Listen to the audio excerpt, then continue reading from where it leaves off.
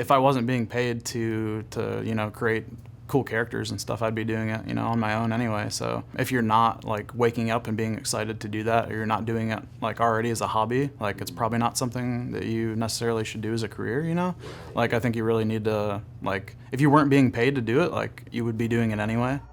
This is an interview with Tyler Bolyard, who is a character creator at Disney. So he worked on Zootopia, Moana, and most recently Wreck-It Ralph 2. So he's got a lot of great advice in this interview, especially for people who want to get a job at a place like Disney or at anywhere in the industry, really. So we talk about some interesting topics like why this isn't actually a career for everyone and how to make that decision for yourself as to whether or not you want to pursue it, why your portfolio needs to fit the role that you're applying for and how to actually do that, his recommended 12-month learning path for young people today who want to learn themselves and eventually get a job, and his opinions on whether he thinks automation could one day replace artists' jobs. So I think you'll really enjoy this interview. There's a lot of good stuff, and there's also a lot of good stuff on Polygon. How's that for a segue? So Polygon is the texture library that I created 2 years ago because I thought that there should be better textures. Since then, it has grown to over 3,000 full materials, as well as brushes, HDRs, and most recently, models. So we are making it as a one-stop subscription to get everything you need to be a good artist. So sign up for a subscription at polygon.com. And I think you should enjoy it. Didn't have an ending there. Anyways, hope you will enjoy this interview now with Tyler. Tyler, thanks for coming in. No problem. Thanks for inviting me. Yeah. So tell me, have you always been creative? I think so, yeah. I grew up as a young kid always drawing and using Play-Doh, sculpting, like drawing. And it was probably like in high school that I really realized that art would be something I would like to do for a career. I wasn't really sure exactly what I wanted to do. I was, interested in maybe children's books or illustration, but I grew up on Disney and Pixar films like a lot of people did. And I think it was probably Monsters, Inc. It was one of the ones that made me I watched the behind the scenes on that and saw how they actually did it. And I was like, wow, this is like really, really cool. Like I would love to do this one day. But I mean, at that point it was kind of like a far-fetched idea, like a dream, but yeah, it's amazing that I'm actually doing it and living it now. So yeah. It's funny, I was talking to Colin Levy, who worked at Pixar for 4 years.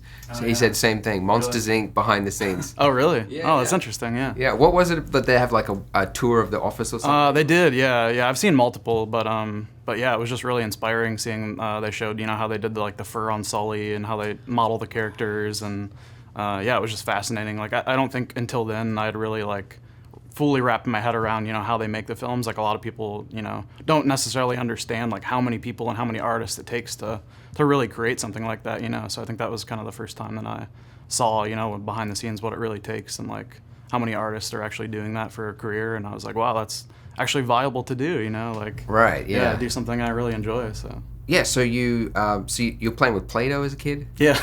Nice. All the time, yeah. Like making sculptures of... Yeah, just little characters. I would sometimes I would set up a camera and try to do a little stop motion video or different things like that. Yeah. Do you remember the first piece of artwork you were proud of? I don't know. In high school, I think one of the biggest things I did was I had a piece that was submitted to a contest for the Cleveland. It's a big hospital in Cleveland, the Cleveland Clinic, and they had a contest there. So I won I think it was $1,000, and then I got a partial scholarship off that for art school, and I got it it was on display at the Cleveland Clinic, and I don't know if it still is, but yeah, it was the first time that I had sort of recognition for my art. So yeah, it was pretty cool. What was your parents' thoughts on art at the time? They've always been really supportive, actually, which. It was really awesome, especially coming from, I grew up in Ohio in a pretty small town. It's a town called Milan. It's actually the birthplace of Thomas Edison, which is kind of its claim to fame. But yeah, it's a pretty small farm town, kind of not too much around. The closest thing is Sandusky, which is where Cedar Point is, amusement park that's a little bit famous. But yeah, I mean, most people around there just have, your typical jobs, and nobody really most people kind of stay around the area, or at least in Ohio. So I think the fact of like moving to a big city and really trying to make it. Like they were definitely supportive. I mean, my dad, he helped me move out here to LA and everything. So it's awesome to have parents that are supportive like that, and they've came out for like premieres and stuff. So Oh, nice. that's really cool. But, Yeah. But yeah, I mean, I don't know if they necessarily knew what to expect when I wanted to go like into this industry, Yeah. But yeah, they're definitely really proud and like fully supportive like along the way. So yeah. Yeah. So during school, did you make that a focus of yours? Like art was going to be something you were going to pursue? Well, the first school I went to was the Columbus College of Art and Design in Columbus, Ohio. It's pretty close to Ohio State. And at that point, I didn't necessarily know like what direction I wanted to go into. So there, actually, instead of going into like computer technology or like CGI first, I actually started studying illustration because I grew up drawing and painting, and I was doing a lot of acrylic and oil painting in high school. So I kind of like went to that route first, and I thought, maybe I'll do children's books or magazine covers or something like that. But it really wasn't until probably my junior year of college, actually, that I took a class called 3D illustration, where it was kind of my first foray into like actually like sculpting professionally on like a professional level. So it was more of almost like a special effects class where we were doing like masks or like maquette statues and stuff like that. And for some reason, it was just like the 3D aspect just felt almost like it came more natural to me than what drawing did, because when you're drawing something, you obviously have to have that eye for perspective and everything. But for me, it was like you're actually making it in the real world, and like it felt like, I don't know, it just came more natural to me. So from that point, I kind of wanted to go into the practical effects, like makeup effects industry, and then from there, I kind of like took a few classes in that. There's a guy, Jordy Shell, I don't know if you know who he is. He's pretty famous within the makeup effects industry. I took a class of his, and then I interned actually for Jim Henson's Creature Shop, working on the Muppets and Sesame Street. How old were you when you started there? That was my junior year of college, so I was probably like 22, I think, at the time. So How old are you now, sorry? 28. 28, yeah. Yeah.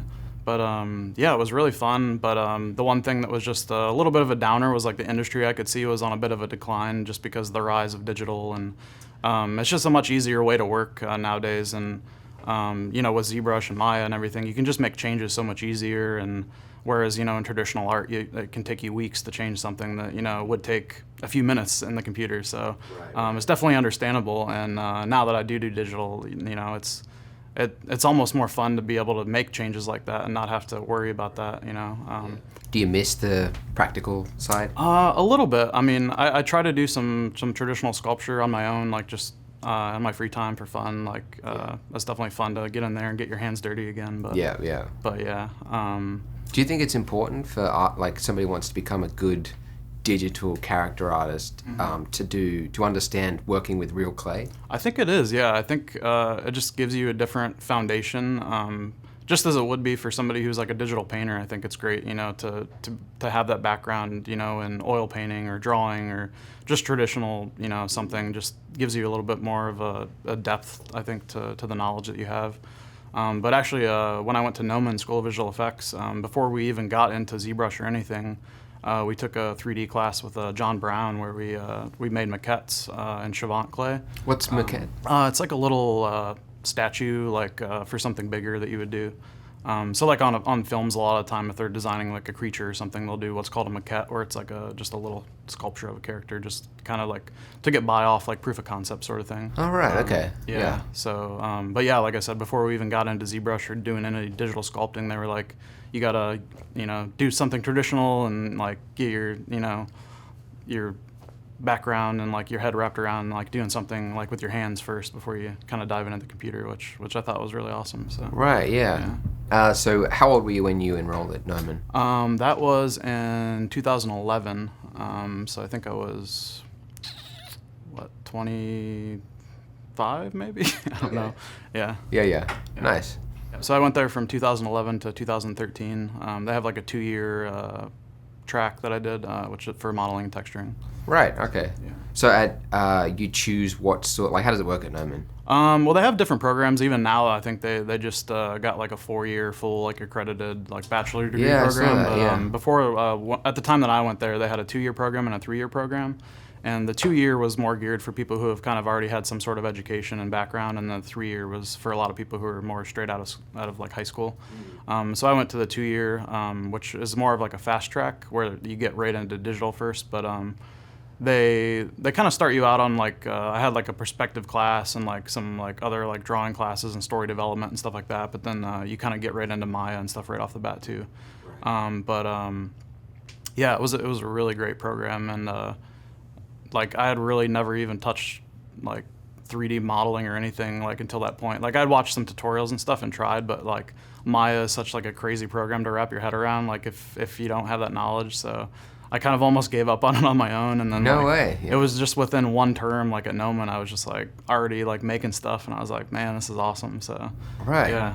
So it was so you found having a physical structure, like someone guiding you was what was like what helped you learn it? I think so, yeah. Just the camaraderie of like the students there too, all helping each other, and like I think it's a lot of it is the caliber of teachers at Noman too, because they're all working professionals who are actually working in the film or gaming industry. So, you know, they're always like up on the latest, you know, technology and processes and stuff. So, whereas if you go to a school, it's maybe, you know, like in Ohio or something, they're not like, some of them may have been in the industry, but they haven't been for quite a while, so they're not as relevant maybe necessarily. So, I think having that like really helped, like really being in the heart of it. So, yeah.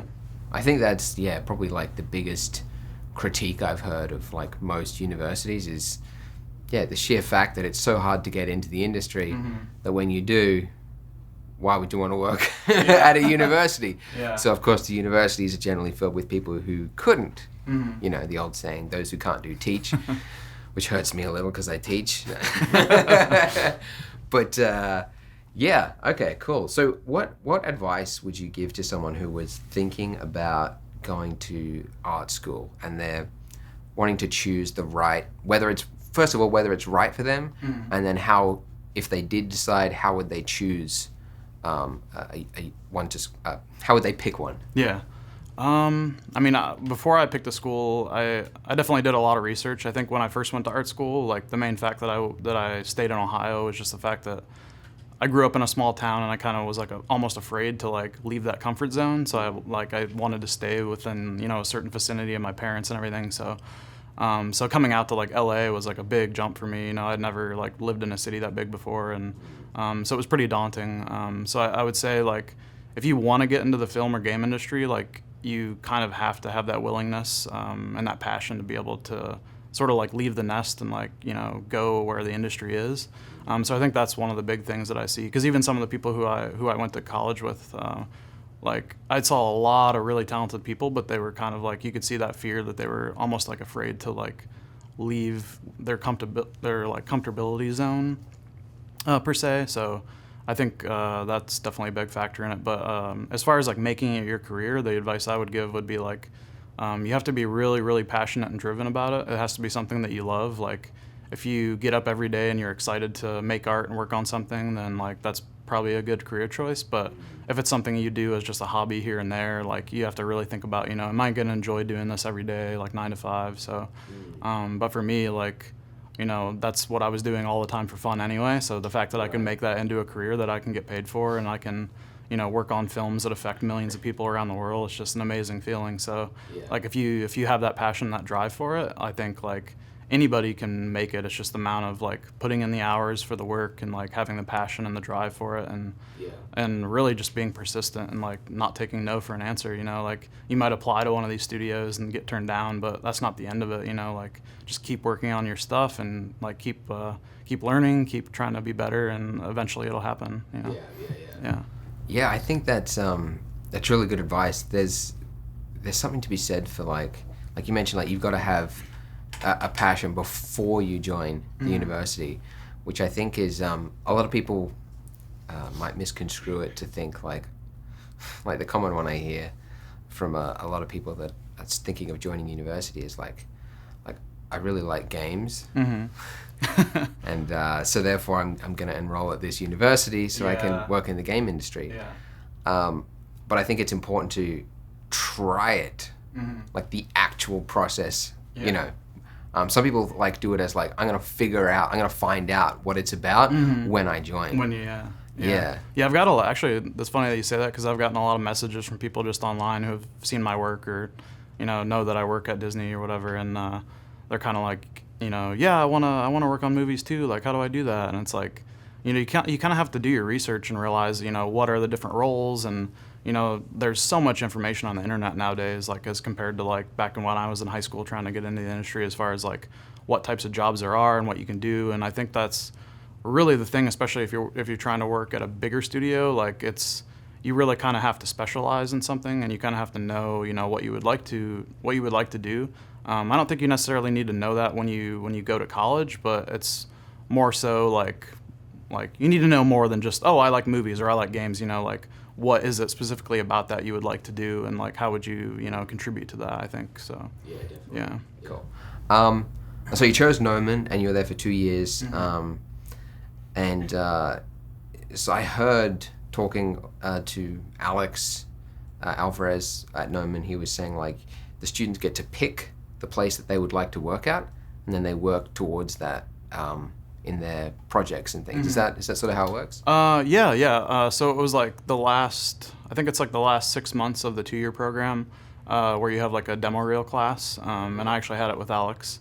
So it's like you're basically like set free almost to like, it's like a culmination of like all the knowledge that you've learned over like the past 2 years. So it's like taking all that and putting it into a demo reel. So it's really like he really helps gear you towards like the career that you want. Yeah. So for me, like I knew at that point that I really wanted to, you know, work in Dreamworks or Disney or Pixar or something like feature film related for feature animation. So I really tried to gear my work towards that level, and I think that's one thing that's really important, is like making your work something that could fit into the studio you want to work for. So like if you want to work in VFX, you know, you should be concentrating on like live action type work that's like realistic or something. That's not something you would show to, you know, go work a Disney feature. So I think that was really like, I tried to really gear my work towards like feature animation style and like stylizing everything and making it really appealing and like it could kind of fit into a film like that. So yeah. I think that's a really crucial advice that I like one mistake I see across a lot of portfolios is people don't know what studio they want to work for. They just want to work for one. So they might have an interest in Blizzard. They also like Disney. They'd take something at Pixar, of course. They were, you know, and so their portfolio sort of has a mix of, you know, realistic environments, a cartoony character, a visual effects test or something. So your advice on that is to pick one and only show that. I think so, yeah. Like, you really want to gear your work towards, like, I wouldn't necessarily say, like, gear it all for one studio, because that's kind of like putting all your cards in one basket, you know? Like, say if you wanted to work for Blizzard, like, don't do a whole portfolio of Warcraft, because, like, if it doesn't work out, then you're kind of like, well, you got to start over, you know? But yeah, I think it's more so, like, fitting into that realm of, like, the studio could, like, you could see that work, like, in their, you know, genre, so. Yeah, I think, like, I've only done it once, like, recruiting someone for a short film that I was helping a friend with. Oh, yeah. And it was this sci-fi short, you know, so a little bit like mechanical robot drone things flying around. And most of the portfolios were just, they were good, but they were just not related to that. Okay. And it was, I don't know, like, it never occurred to me up until that point, like, how important it was. But we're finding somebody who can make, you know, robotic looking drones. And so when they show me that they've got a car, I'm like, maybe. If they show me they got an environment, I'm like, no. And it was like, I don't know, like, from the artist's perspective, like, when I was making my portfolio, I always thought, like, yeah, but if they can see I can make a realistic cabin in the woods... You should be able to do that. You know? Exactly, yeah, but that's not how it works from the recruiter's perspective. It's like, they need to, like, risk mitigation. You don't want to hire an environment artist thinking they can do something and realizing that it just doesn't. They want to be confident and know that, like, by hiring you that you can do the job and you can, you know, come on and, like, do the quality of work. That's the other thing I would say is, like, a lot like get different eyes on your work and like have different perspectives and like try to get professionals to give you feedback, and like really as much feedback as you can get on your work is like the most beneficial thing, because like you can almost get like tunnel vision if you're the only one seeing your work or just your close friends. And you really have to look at it in like a different level of like comparing it to professionals, and like try to really get to that level, because that's the other thing is like you want to try to make your work like as good as like a studio's work, you know, so like if they see it, then they can see you fitting into their pipeline, or like just jumping right in and being able to work on a film or game or whatever it is. So, yeah. What was the I'm curious, what was the recruitment process when you got your job at Disney? Well, at the time, I was currently working at Nickelodeon, actually, on Ninja Turtles TV show that they do. So I was there for about a year working on that as a texture artist, and then I saw that the talent development program at Disney opened up, which I'd actually applied for a couple times before that, but I got turned down. So I was like, oh, maybe the third time I can get in finally. This was after Noman, wasn't it? Yeah, after Noman. So I applied again. And then, it was one day I was at work, I got a call, and I saw it was, like, from Disney, so I, like, walked outside and answered, and they were like, yeah, you're, like, one of the finalists, and, you know, we want to see if you're interested, and, yeah, so I freaked out, and, I was like, oh, my God, this is amazing, and, and then it was, like, a waiting game of, like, another 2 weeks, and, like, them, like, going through people, and then I actually got to go into the studio for an interview, which was really nerve-wracking. They sit me down at this, like, board table with, like, all the supervisors and everything, and so I was super nervous, and then apparently I did well though, because I got a call back like a week later saying that they wanted me to come on. So I got the call while I was at work again, so I had to step outside, and I was just like, I was like so happy, like Describe your feeling when you got that call. I was just like in disbelief. I couldn't believe that it was actually happening to me. I was like, man, like this is amazing. So and then to go into the studio and like realize that like, you know, like I could be working on a film, and then like within 3 months, like they put me on Zootopia, which came out to be an Oscar-winning film, and you know, like it was amazing. Yeah.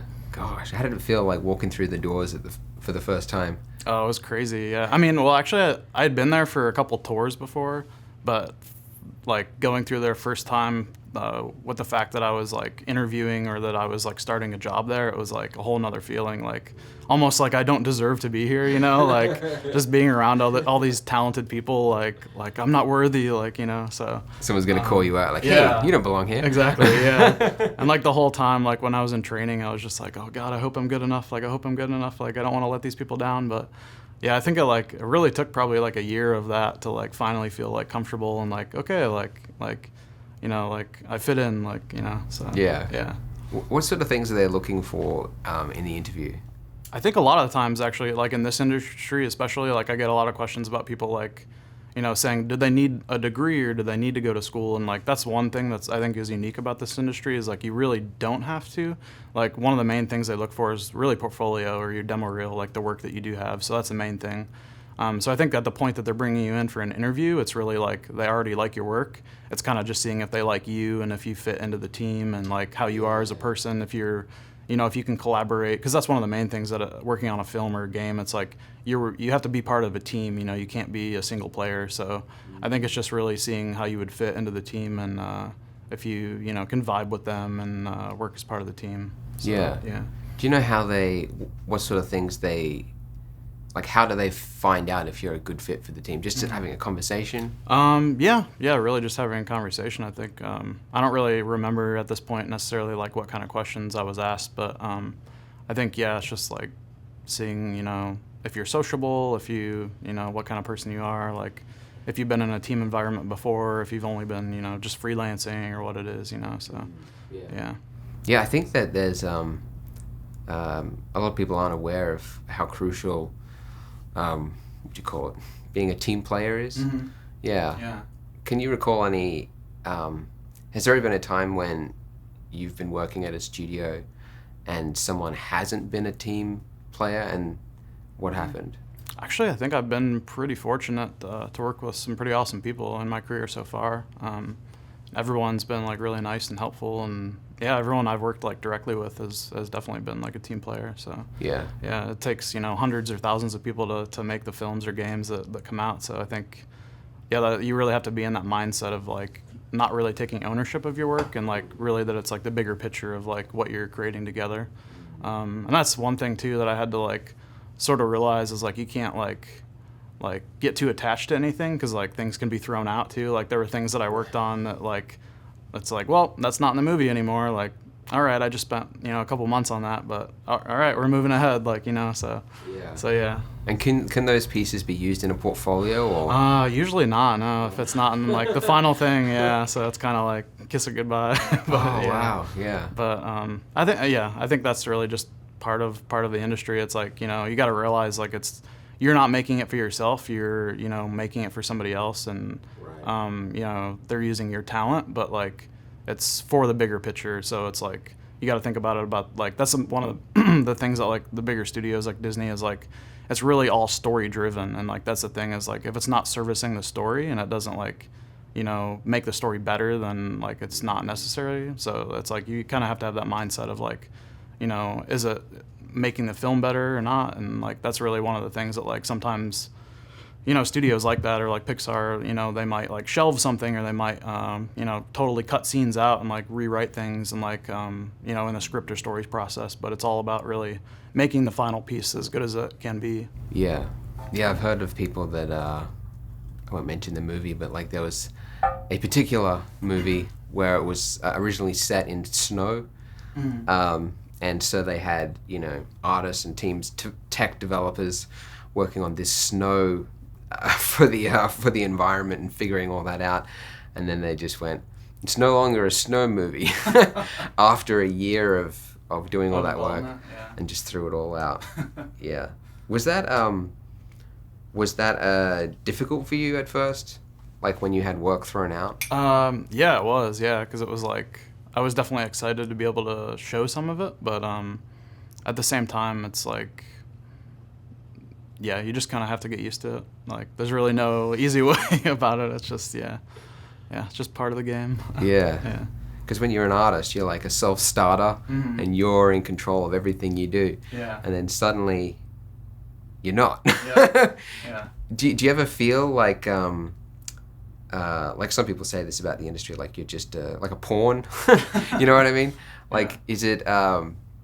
Is that a difficult transition to making other people's work? I don't really think I would feel like a pawn. I mean, it's definitely different because I've worked at several different studios, and actually when I started out in Oman, I worked at some commercial studios like PSYOP.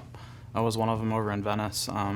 So I think when you're working at a smaller studio like that, it's a little bit different. Whereas like they're looking for more like generalist people, so like you kind of wear different hats, and like you can almost have more of a contribution to the final thing because you can kind of do different things and like take more ownership a little bit. But I think for me, working on films like at Disney is like one of the things that like I'm the most proud of, is that like millions of people in the world get to see that, and like the films that they do have like such a profound impact and like message, like especially something like Zootopia with like the relevance of what's going on in the world today, like the message that something like that has and that it can instill in like young people is like, I think that's one of the main things that I'm like, not necessarily just the work that I've done, but that I've been a part of like the bigger picture of creating that, and that I can say that, is really one of the biggest things that I can be proud of. So yeah, that was actually something that I realized when I was watching Zootopia as well. Oh yeah. It's like you look at the amount of noise on social media or talking heads on TV, and everyone's adding their opinion out there. But a movie like Zootopia has, in a way, like some of the largest impact because it's translated into every language. It's shown and everybody watches it, and stories are so memorable that being a storyteller in that format gives you a voice almost unlike anything else in the world. Yeah. Like even if you're a top celebrity or whatever, you couldn't have the impact that a movie could in a way. So it must feel good. Yeah, for sure. Yeah. Is there I was going to think the other part of Creativity Inc. that was interesting, like a large part of it talks about how difficult creative discussion can be, and having people that you like, your friends, and you have to give them devastating critiques. Again and again, not just like on the spot, but like you've been smashing them for 3 months now and they still can't get the story right. You just have to keep going. How is it at Disney? I'm curious, like how does that, what sort of things do they do to encourage that atmosphere? As far as like just giving feedback and stuff, or yeah, how does the feedback process work? Well, I mean, it's less so like structured from like peer to peer. It's more so like, you know, hey, come take a look at what I'm working on, or like see what you think, and get like, that's definitely important to get other people's opinions. So like I said, you don't get tunnel vision on one thing, because you might be working on a character for like a month, and like after a few weeks you kind of like get a little hazy of like, you know, what you're looking at. So it's definitely good to like get fresh eyes on stuff. But as far as like the actual feedback process, usually we'll have like a direct supervisor who will look at it, and then we have like a production designer and an art director who will give feedback as well. But they all kind of have their different wants and different needs and different aesthetics. But one of the typical ways we'll get feedback is just they'll like come around, walk around our desk and take a look, or we'll go into like a review room and like show our work like as part of the scene, or we'll show like turntables of characters, or just like screenshots of environments. And then the other thing would be that sometimes they'll do like paint overs or draw overs. Like the viz dev artist will actually go in there and like draw over top of the 3D work that you're doing to kind of like show like what they're looking for. So yeah, I think that's another part of it. It's just like really collaborative, just back and forth. And I think that's another thing, is like not taking like a whole lot of ownership, or not necessarily ownership, but like not being too set on anything that you're working on, and knowing that like just being open for feedback from viz dev artists or other artists who have that, you know, vast knowledge of like, you know, of just art in general, and like making it better for the film, and yeah, just really being open to that. I think that's one of the biggest things coming out of art school too, is that like before you've really worked in a career, it's like you're doing art for yourself. And that's another thing you have to kind of realize when you get into a job like that, is like you're no longer doing it for yourself, you're doing it for someone else, and you're doing it in service of like something greater. So you have to be open and be willing to receive feedback and get that. And you know, I've seen some people like in art school where you're doing figure drawing, and like that, you know, you put your stuff up on the wall, and like, you know, you get a really harsh critique, and some people kind of break down because of it, or like, you know, that like you just got to be, you know, willing to take the feedback and know that it's not anything against you, but it's like, you know, just making your work better, making the work better in general, making the film better, the game or whatever you're working on. So yeah, I think like feedback is great. It's like it's only going to make you a better artist, really. So, yeah. Can you think of a time when someone's given you feedback on something you didn't notice or you couldn't have otherwise seen? I can't remember a specific time, but I definitely know that that's happened for sure. Like I'll get tunnel vision all the time if I'm working on something for too long. Like what really helps for me too, just to refresh my eyes, is just like getting up every so often, taking a walk, and then, or maybe not even working on it for a day, working on something else, and then coming back to it. And then, you know, you just get that fresh perspective on it, where you're like, oh, like I didn't see that before, you know. So it's even like if you're working on a painting and you're like zoomed in working on details, it's like, you know, looking at the big picture like every so often. So yeah, I think that's really important. Yeah, definitely. Do you ever do that one, you flip it? Oh yeah, like, horizontal. Or, yeah. It's a cool trick. Yeah. Only just really figured that one out in the last couple of years. I'm like, whoa. My first thought whenever I flip it is like, it looks better the other way. Yeah, it's crazy how that works. Yeah, that's the thing too with working on like ZBrush versus like traditional sculpture. Like when you're creating like a character, it's like when you're working traditionally, like there is no symmetry, which is the crazy thing. It's like you're trying to get that like just by eye. So like, you know, like, yeah, that's a really hard thing, is like trying to figure that out. So a lot of times what I would do is like use like a mirror or something to try to do what you would do in Photoshop or whatever, of like flipping it. So yeah, but you see like all the asymmetrical things. So yeah, that's so true, isn't it? It's something I keep forgetting, because digital tools have made things better. Yeah. Pretty much have to do half the work. So. Yeah, that's right. No Control Z. Until you pose it, or you know, get it in animation or whatever, then it's a totally different story. But yeah. Why is it that you think some artists can spend as much time practicing as other artists? Like you can take two artists, they've both spent 2 years working, and one of them has improved dramatically more than the others, and yet they've both invested the same time. What are the factors that you think lead to that? I think it's probably really like the level or the type of practice that you're doing, and whether it's like good practice or bad practice. It's like, if you're like really pushing yourself and like trying to learn new skills and getting that feedback and like having a critical eye and like really trying to push your work and make it better, or just like, kind of rehashing the same sort of stuff that you already know, or maybe doing the same type of things. Or like the other thing would be like working on weaknesses. Like, some people might have a weakness where like they're good at environments and not good at characters, or like, there's just all sorts of certain things where like you might have like a certain knack for something, but like you're weak in another area. So I think it's like really like recognizing those weaknesses and working on those, and like that's really going to make yourself a better, well-rounded artist in general. So I think it's really just like the level of like knowledge that you seek out and like what you take in. So yeah, and like for me, I'm always like scouring ArtStation or other like communities online and really like taking in other artists' work, and not even to compare it to my own or anything. It's just like being inspired. Like I'm always constantly like, and even like the level of work that's coming out of like other Gnomon students, and like seeing like the reels that are keep coming out of like students now. It's like, I'm constantly blown away by other people's work, and it just like some people might be saddened by it, by like, oh, like I'll never be as good as them, but it's like I don't really look at it that way. It's more so like, wow, that's like really awesome. Like, it just makes me inspired to continue working and like do my own work. So yeah. Can you recall any particular exercises that have been helpful to you? As far as like improving in like a certain area, or yeah, like you hear different approaches, deliberate practice, or I don't know, like those like drawing 100 cubes in different angles, that crazy stuff. Is there any particular exercises you can recall? I don't know. I think figure drawing for me was like a really big one. Not even that I draw like in my day-to-day job now, but just having that like background knowledge of anatomy and like how like a body is built. And even for something like, say, like Zootopia, it's like they weren't humans, but it had like everything had to feel believable, and like it could move, and like it was bipedal, or like so it could feel real.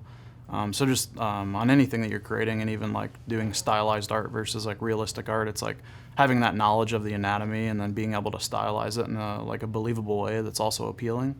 I think having that knowledge, and then just doing like when I first got into ZBrush and doing like character sculpting, I would do a lot of like just anatomy studies of like just sculpting an arm or just sculpting heads, or if I was like bad at like sculpting like an ear, I would just concentrate on like doing ears for a week or something. And it's like, just trying to work out those kinks and like make yourself better, and like because that's the thing is like when you're working on something, you don't want to like, I see some people that are like sculpt something and they'll like just not do the hands or not do the feet, and it's like you can tell, like you can spot that when like, oh, they're not comfortable with that, so it's like if you're not comfortable with something, then do it. That's the only way you're going to get better at it. So I think that's really another thing about like deliberate practice. Like if you know that like that you're weak at something, then like work on it. Like you shouldn't be afraid of it. Just just try to get better at it. So. Right. Yeah. How do you think artists should discover what their weaknesses are if they don't know? That's a good question. I don't know. I guess just by doing, really, and just by like trying a lot of things, and like just comparing their work to other like professionals, and just getting feedback on it from other people, like as much feedback as you can get, really, like seeing like what other people think and what their like feedback is, and I think that's really like the best ways. What are some ways that, because I think a lot of people struggle, like when they're starting out, the only people that are giving them critiques are other beginners. Yeah, like your own circle of exactly. Yeah.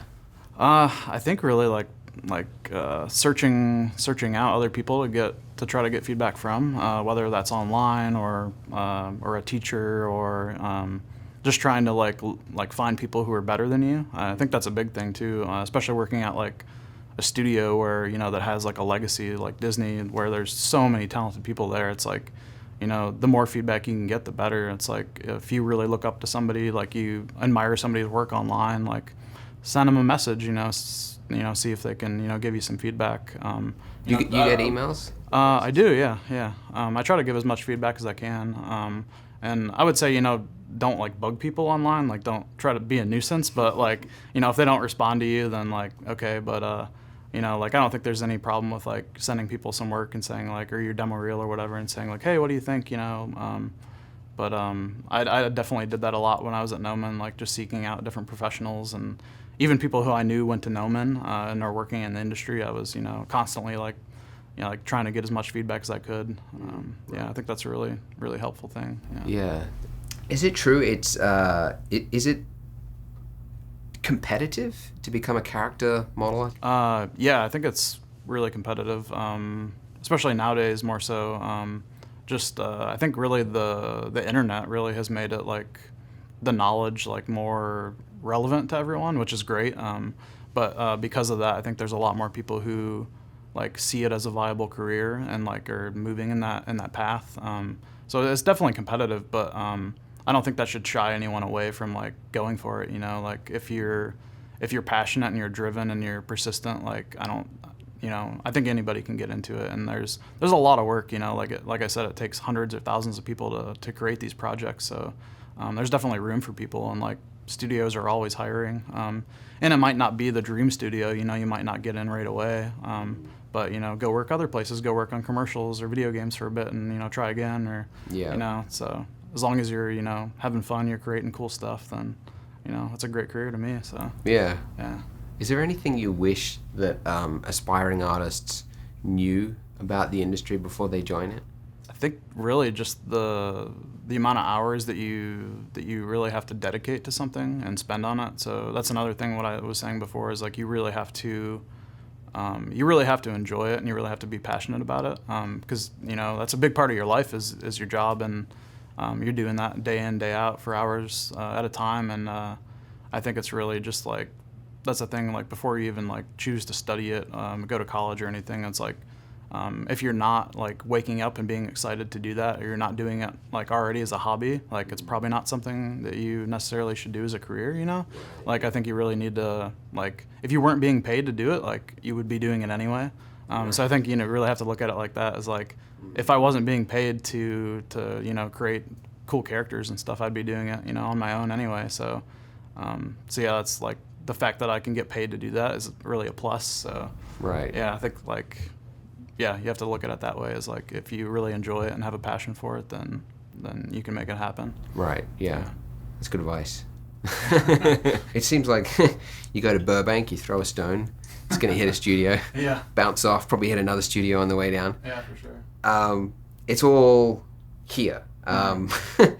What if somebody was based in, I don't know, Manchester, England, and they're like, man, I really love this industry, but I have to stay here for whatever reason. Mm-hmm. Do you think there's much, how important is it, do you think, to be mobile and ready to move? I think it is definitely important, but I think especially now with the internet too, like there's a lot of opportunity for working remotely. And I think the freelance industry, like especially now, like being able to work remotely, like I think it's not necessarily caught on yet, but I think like moving forward in the future, I definitely could see that being like more and more of like an acceptable thing as working remotely, because there really is no reason that you couldn't. You don't really, with the internet now, like you don't have to be in a studio environment. Like I think really the main benefit to that is just the collaboration and being around other teammates, where you don't get that if you're working remotely. Like if you're working directly with somebody and you got to ask them a question, you can't just walk over to their office and say, hey, can you look at this, or talk about it. So you got to wait for an email or a call or whatever. So in certain aspects, the studio environment, I think, is definitely a benefit in that aspect. And things could take longer working freelance, but I definitely don't think it's impossible. And there's definitely a lot of studios that sort of cater to that freelance, like a studio like Blur or something, for instance. Like I know a lot of the people that work there just do it freelance, or different commercial studios have a lot of freelancers, or I think it's a little less so in the bigger like movie studios, because they have like particular pipelines that they like the people to work in, or specific software that people have to use that you might not have access to if you're off site. But yeah. I'm curious, when you mentioned the portfolio class at Noman. Mm-hmm. You said it was a 6-month. Yeah, the demo reel class. Yeah. That's right. Can you walk us through what that 6 months looks like? Yeah, so really it's you have about 2 weeks or 3 weeks to create a project. So you'll like, usually what we would do is we would kind of like find different concepts that we wanted to create. So really a big part of the class was finding concepts that you really liked and trying to hit that in 3D. So it was like finding a concept from an artist that you liked and then trying to recreate that in 3D like as best as you could. Right, like a one-to-one. Yeah, like a one-to-one. Yeah. So whether it be a character, an environment, or whatever. So usually we would pick like 3 or 4 pieces that we would like to do as a project, and then we would kind of show that to our teacher, and then they would like kind of like favor one or the other, like give us a choice of like what one they thought we should do. And one thing of it too was like trying to not be too ambitious and like pick things that you could do within the amount of time. And then it was really just taking all the knowledge that we had gained like through our classes at Noman and like kind of like putting that all together into the final piece and creating that. So it was a really fun class, and I think that's something that's really beneficial for people looking to get into the industry too. Is I see a lot of people who want to be, a character artist or something, or environment artist, and they're trying to do almost too much. Like they're like doing concept art for their own piece, and then they're trying to model it, and then trying to texture it, and trying to light it, and like I don't think there's anything wrong with that. But like if you're working at a studio, usually you're not going to be doing that much.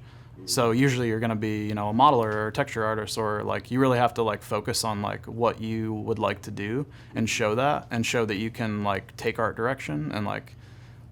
Say for working at a studio, like you're working with the Viz Dev department or the concept artist, so you're creating like a 3D version of their work. So being able to show that you can do that is like definitely a big benefit. So showing that like what you created that from and that you can match it and you can hit that aesthetic. And you think that's really that's okay to put that in your portfolio? I think so. Yeah, definitely. Yeah. You should. Yeah. Okay. Yeah. So like making remaking Judy Hopps from Zootopia and just. I don't think something like that necessarily would be the best thing for like a portfolio demo reel, just because it's already out there and that character already exists in 3D. So like most people aren't going to be able to create that as good as it already looks on the film. Oh, you mean so taking a 2D concept? Yeah, I'm saying like taking a 2D concept. Like say if you find something on our ArtStation that you like and it's like a really cool concept and like, oh, I'm going to model that in 3D and then I'm going to texture it or whatever, like something like that. But being able to show like what you did that from, Gotcha. So, yeah. Can you think of a time when you've done something totally different, like skateboarding or whatever, and that's helped you in your artistic life? I don't think so. I think probably definitely helped my like longevity of like just being healthy in general, because like sitting at a desk at a day job isn't necessarily the best for your health. So I think so they say. Yeah, like the more that you can get out and like be active and like have that lifestyle, I think will benefit you. Like because it's really easy to just sit all day and then go home and sit on your couch and watch Netflix or play video games and like so I think that's definitely helpful to like just like try to get out and be active and hike or go for a walk or take a vacation, take a trip, do whatever, like it's just gonna make you more well-rounded and just enjoy life. It's one of those things you can almost not measure like its impact on you. But you sort of notice if you haven't done it in a while, you just, I don't know, like this morning I just went for a walk. Yeah. Because I was just, I don't know, feeling anxious. Yeah. And I couldn't attribute how I feel now to that, but it's almost, somehow, it helps. Yeah. Doing stuff. Yeah, absolutely. Yeah. Yeah, even in like my work day, like sometimes I'll just, get up for a half an hour and take a walk around the studio or go across the street to the studio lot and take a walk around and, just like it's just nice to just be out and just gives you a breath of fresh air. And then like when you come back to your desk, you're a little bit more invigorated and ready to get back into it again. So yeah, I think that's definitely helpful. Yeah, we mentioned that portfolio class. You said that there's I'm jumping around a bit, but there's like you spend 2 to 6 weeks on a task. Why do you think it's important to have a deadline or a time frame for a project? Why not just? I think it's like more so now, I don't necessarily put deadlines on myself just because I'm like doing stuff for fun in my free time. But I think if you're trying to develop a portfolio or a demo reel, like you really should impose those deadlines on yourself, because it helps you really get things done. Because if you don't have a deadline, you could keep noodling something forever. Like it could go on for a year, like especially like with 3D art, like you can just spend so much time on a piece that like, it's really endless the amount of time you could spend. Like even the films we create at like Disney or something, like it's really not done. It's never done. It's just, it has to go out into the world, time's up. Like it has to be like there. So I think that's crazy to hear though, because I look at every frame as Utopia and go like, oh, masterpiece. Yeah. But I mean, being an artist at the studio though, it's like, I can see some of the frames and I notice things that like, oh, I wish I would have, worked on that more, or like I could have done so much more. But it's like, I think that's the fact of like being an artist though for anyone is like, I think Jake Parker actually is one of the artists that said it's like, it's, like you're never finished. It just has to be like done. Like, you like as long as you have something you can put out there, that's better than like just continuously working on it forever. So I think it's, just giving yourself the deadlines and like focusing on that, and just moving on really. Because if you noodle on one piece forever, like sure it could end up being like a cool piece, but like more likely than not, it's just going to get muddied, or like, you're going to lose focus. So I think giving yourself a deadline and just like, even if you're not that happy with it, like put it aside, move on, start something else, like, yeah. What would, like say somebody they finished school, mm-hmm. They've got a year where they can just focus on, they want to become a character artist. They want to go where you are. Yeah. They want to end up at Disney. And they asked you, what should I be focusing on for this year? And you could map out the foundational lessons or topics. What would that year look like? I would say like just to focus on creating a portfolio or a demo reel that sort of caters to the type of job that you want to get. So I would say to sort of just set up a certain amount of projects you'd like to work on, find some concepts, find some inspiration you want to do, and then just like sort of give yourself some deadlines of like, I'm going to do this project in a month, I'm going to do this one in the next month, or this one, and like just try to create like a body of work that could get you where you want to be.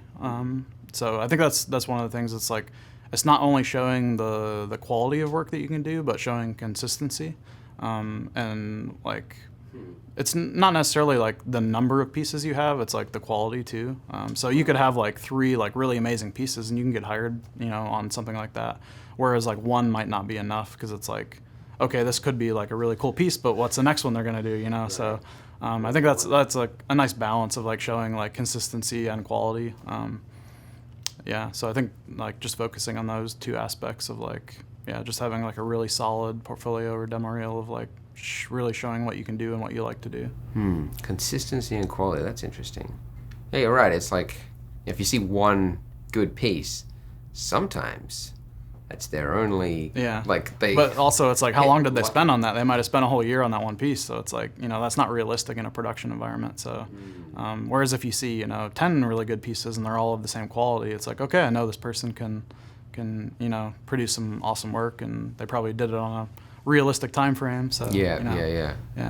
What I'm interested in the particular foundational topics, so I'm going to throw some buzzwords at you that I know. Just silhouettes, anatomy, form. What are those? What else is important to a character artist? Those are some great ones. Silhouette is one of the main things. I think one of the things in animation that I look for, I try to find in my work, is appeal, which is really like, it's kind of a broad term, but it's really like, there's that term like uncanny valley that like some people use, where it's like, it's almost like something that's stylized but has like almost too much detail in it to where it looks like almost a little like ugly, or like you kind of like don't want to look at it. So I think like feature animation is a very unique style to where it's sort of that balance of like real world like anatomy, but like it's still stylized, because it's different than like a 2D animated cartoon where it's like, it can be much more simple, But with 3D, it's you have to have that whole world around the character. So yeah, it's really like finding that balance for appeal. And other than that, I think really just all the traditional skills of like light and color and just foundations of like proportions. Yeah, really, it's just like a culmination of everything together. And just like, the more practice you do, the more studying you do, just makes you a better artist, like in general. Are there any particular resources, or books, videos that you'd recommend people get that info from? I think the Gnomon Workshop's a great one. That's one of the ones I've focused on a lot for learning 3D. Are there any particular courses or? I don't think there's any really particular ones. I watched a lot of just like Maya ones, or Intro to Maya, or Intro to ZBrush ones when I was kind of starting out. But I mean, nowadays, even like on YouTube, there's like so many like free resources out there nowadays that people can go for. So that stuff's great. Digital Tutors or Pluralsight is a good one. I'm trying to think. Pixelogic with ZBrush. They have a lot of like stuff on YouTube now, or on their site. They have a lot of videos that are free. ZBrush Summit. Yeah, ZBrush Summit. Yeah, I was just there a couple weeks ago. Oh, you were there? Yeah. I was there in the morning. Oh, cool. Yeah. Nice. Yeah, and just like if you're able to go to events like SIGGRAPH or CTN, like just like networking with people and like just watching panels or events and like taking in that knowledge. Yeah, there's like so much out there. So yeah. Yeah. Well, this has been exciting. Yeah, it's been fun. Yeah, well, thanks for coming in. Yeah, absolutely. Thanks for having me. It's been a pleasure. Yeah, it's been fun.